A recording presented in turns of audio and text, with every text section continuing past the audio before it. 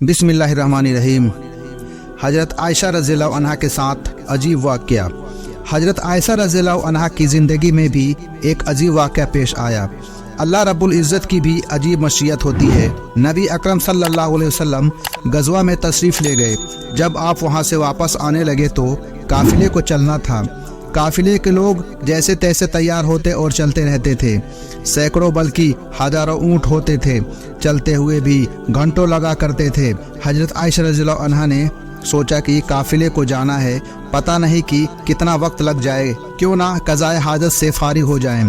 क़ज़ाए हाजत के लिए खेतों में जाया करते थे, लिहाजा आप ज़रा दूर चली गई ताकि फरागत हासिल कर सकें। जब फरागत हासिल करके वापस आई तो आपने हौज़ में बैठना था, जिसको सवारी के ऊपर रखा जाता था। इतने में आपने महसूस किया कि मैंने गले में एक हार पहना हुआ था, वह कहीं टूट कर गिर गया है। सोचा कि अभी तो रवाना होने में वक्त होगा, मैं जाकर हार देख लेती हूँ। आप हार ढूंढने वापस तशरीफ़ ले गईं। पीछे सहाबा किराम ने सोचा कि आप तशरीफ़ तो ले आई थी, लिहाजा हौज़ में बैठ गई होंगी, इसलिए 4-5 आदमियों ने हौज़ को उठाकर ऊँट पर रख दिया। आपकी उम्र कम थी और वज़न भी कम था। 4-5 आदमी उठाने वाले तो उनको पता भी नहीं चला कि आप अंदर बैठी हुई हैं या कि नहीं। अब काफ़िले के लोग तो वहाँ से चले गए। जब वापस आई तो आपने देखा कि वह जगह तो खाली है और काफ़िला जा चुका है। आपको इत्मीनान था कि जब नबी अकरम सल्लल्लाहु अलैहि वसल्लम को पता चलेगा तो किसी ना किसी को भेजेंगे, इसलिए आप वहीं बैठ गई। थोड़ी देर के बाद नींद गालिब आ गई, लिहाजा अपने ऊपर चादर ली और सो गई। नबी अकरम सल्लल्लाहु अलैहि वसल्लम की आदत मुबारक थी कि सहाबा में से किसी एक सहाबी को हुक्म दिया जाता था कि सारा काफिला चला जाए तो अगर रात का वक्त हो तो सुबह के वक्त वहां आकर देखे कि कहीं कोई चीज़ पीछे पड़ी तो नहीं रह गई। लिहाजा एक बदरी सहाबी हज़रत सफ़वान बिन मोतल रज़ियल्लाहु अन्हु, जो पक्की उम्र के थे, उनको नबी अकरम सल्लल्लाहु अलैहि वसल्लम ने इस काम पर तैनात फरमाया था। वह जब उस जगह पर आए तो किसी को उस जगह पर लेटा हुआ पाया। करीब आए तो उन्होंने पहचान लिया कि यह तो नबी अकरम सल्लल्लाहु अलैहि वसल्लम की मोहतरमा बीवी हैं। उन्होंने ऊंची आवाज़ में इन्ना लिल्लाहि व इन्ना इलैहि राजिऊन पढ़ा। उनकी आवाज़ सुनकर आपकी आंख खुल गई। आपने जो चादर अपने ऊपर ली हुई थी उससे अपने आप को पूरी तरह ढांप लिया। उन्होंने आपके लिए ऊँट को बिठाया, आप ऊपर बैठ गईं। उन्होंने मुहार पकड़ी और चल पड़े, यहाँ तक कि जब वह उस काफिले के पास पहुँचे तो काफिले में जो मुनाफिक मौजूद थे उन्होंने देखा तो कहने लगे कि इसमें तो कुछ न कुछ बात होगी। नौज़ बिल्लाह, वे तो पहले ही ऐसे मौके की तलाश में थे जिससे मुसलमानों को परेशान कर सके और नबी अकरम सल्लल्लाहु अलैहि वसल्लम को तकलीफ पहुंचा सके। लिहाजा उन्हें बातें करने का मौका मिल गया। लिहाजा जब मदीना पहुँचे तो नबी अकरम सल्लल्लाहु अलैहि वसल्लम को इस बात का पता चला तो आपको बड़ा सदमा हुआ। लोगों में यह बात आम होना शुरू हो गई। हज़रत आयशा रज़ियल्लाहु अन्हा फरमाती हैं कि मैं आकर 1 महीने तक बीमार रही और कमज़ोर भी हो गई। एक दिन में एक सहाबिया उम्मे मस्ताह रज़ियल्लाहु अन्हा के साथ क़ज़ाए हाजत के लिए रात को बाहर निकली। उम्मेद मस्ताह रज़ियल्लाहु अन्हा एक जगह पर कदम उठाने लगी तो उनको ठोकर लगी। उन्होंने अपने बेटे के बारे में बद्दुआ कर दी। मैंने कहा, तुम अपने बेटे के लिए बद्दुआ क्यों कर रही हो? वह कहने लगी, तुम्हें पता नहीं कि वह आपके बारे में क्या बातें कर रहा है? मैंने पूछा कि क्या बात कर रहा है? उस वक्त उन्होंने सारी तफसील बता दी कि आपके बारे में सारे शहर में यह बातें हो रही है। फरमाती हैं कि जब मैंने ये बातें सुनी तो मेरे दिल पर बड़ा सदमा हुआ। मैं घर आई और नबी अकरम सल्लल्लाहु अलैहि वसल्लम का इंतज़ार करने लगी। आप जब मस्जिद से तशरीफ़ लाए तो मैं आपके सामने आई और सलाम किया।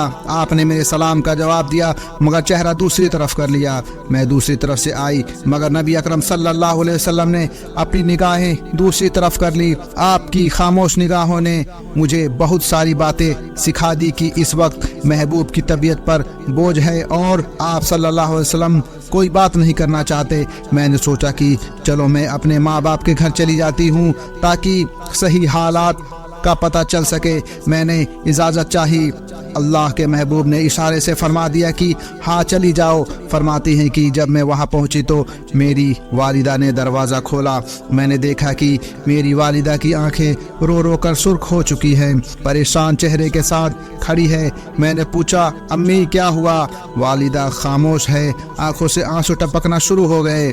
میں نے پوچھا امی میرے ابو کدھر ہے؟ انہوں نے اشارہ کر دیا۔ میں نے دیکھا کہ چرپائی پر بیٹھے اللہ کا قرآن پڑھ رہے ہیں، ایک ایک آیت پر آنکھوں سے آنسو ٹپ ٹپ گرتے ہیں، اللہ کے حضور میں دعائیں مانگ رہے ہیں۔ فرماتی ہے کہ میں نے جب غم کا ماحول دیکھا تو میری طبیعت اور زیادہ پریشان ہو گئی۔ میں نے سوچا کہ میں کیا کروں؟ جن پر مجھے مان تھا، جو میری زندگی کے رکھوالے تھے، وہ بھی آج مجھ سے ناراض ہیں، ماں باپ بھی آج جدا ہے، میں آج کہاں جاؤں؟ دل میں خیال آیا کہ کیوں نہ ہو کہ میں اپنے پروردگار کی طرف متوجہ ہوں۔ اس لیے فرماتی ہیں کہ میں نے وضو کیا اور گھر کے ایک کونے کی طرف جانے لگی۔ ماں نے پوچھا عائشہ کدھر جا رہی ہو؟ ان کو ڈر لگ گیا تھا کہ بیٹی غمزدہ ہے، ایسا نہ ہو کہ بیٹی کوئی سنگین فیصلہ کر لے۔ فرماتی ہیں کہ اس وقت میں نے امی کو کہا امی میں اپنے رب کے حضور دعائیں کرنے جا رہی ہوں۔ حضرت عائشہ رضی اللہ عنہا فرماتی ہے کہ میں نے مصلی بچھایا اور سجدے میں سر رکھ کر دعائیں مانگنے شروع کی کہ اے مسکینوں کے پروردگار، اے فریادیوں کے فریاد سننے والے اللہ، اے مظلوموں کے پروردگار، اے کمزوروں کے سننے والے آقا، تیرے مقبول بندوں پر جب بھی کوئی ایسا وقت آیا اللہ تو نے ہی ان کی مدد کی۔ اللہ یوسف علیہ السلام پر بات بنی تو بھی آپ نے ان کو نیک ثابت کروایا۔ اللہ حضرت مریم رضی اللہ عنہا پر بات بنی تو بھی آپ نے ہی ان کی پاک دامنی کی گواہی دلوائی۔ اللہ آج تیرے محبوب کی حمیرہ تیرے دروازے پر حاضر ہے اور فریاد کرتی ہے کہ میرے بارے میں بھی اسی طرح کی باتیں کی جا رہی ہیں، پروردگار تو حمیرہ کی مدد فرما۔ میرے آقا نے بھی اس وقت میرے ساتھ بات کرنا چھوڑ دی۔ اللہ تیرے سوا کوئی ذات جو دکھی دلوں کو تسلی دے سکے، جو غم زدہ دلوں کو اطمینان دے سکے۔ رو رو کر دعائیں کر رہی ہیں، ادھر دعائیں مانگی جا رہی ہیں اور ادھر آقا نے مسجد نبوی میں مجلس مشاورت قائم کی ہوئی ہے۔ حضرت ابو بکر رضی اللہ عنہ تو گھر میں تھے، باقی صحابہ جمع تھے۔ محدثین نے اس کا عظیم منظر لکھا۔ فرماتے ہیں کہ نبی اکرم صلی اللہ علیہ وسلم بھی غمزدہ بیٹھے تھے، صحابہ کرام کے چہرے پر اداسی تھی۔ انہوں نے اپنے محبوب کا چہرہ غمزدہ دیکھا، جس کی وجہ سے ان کی طبیعت بھی عجیب بن چکی تھی۔ لہٰذا جب کچھ صحابہ کرام سسکیاں لے کر رو رہے تھے، نبی اکرم صلی اللہ علیہ وسلم نے اپنے یاروں سے پوچھا اس معاملے میں تم کیا مشورہ دیتے ہو؟ سب سے پہلے حضرت عمر رضی اللہ عنہ سے پوچھا عمر تم اس مسئلے میں کیا کہتے ہو؟ حضرت عمر رضی اللہ عنہ نے آگے بڑھ کر کہا اے اللہ کے نبی، اللہ تعالیٰ نے آپ کو عزت اور شرافت بخشی، آپ کے بدن پر کسی گندی مکھی کو بیٹھنے کی اجازت نہیں دی۔ جب اللہ تعالیٰ نے آپ کو اتنا پاکیزہ بنایا ہے کہ اس پر ایک گندی مکھی کو بیٹھنے کی اجازت نہیں، تو آپ کی جیون ساتھی ایسی کیسے ہو سکتی ہے جس کے اندر گناہوں کی گندگی ہو؟ اس لیے مجھے تو یہ چیز ٹھیک نظر نہیں آتی۔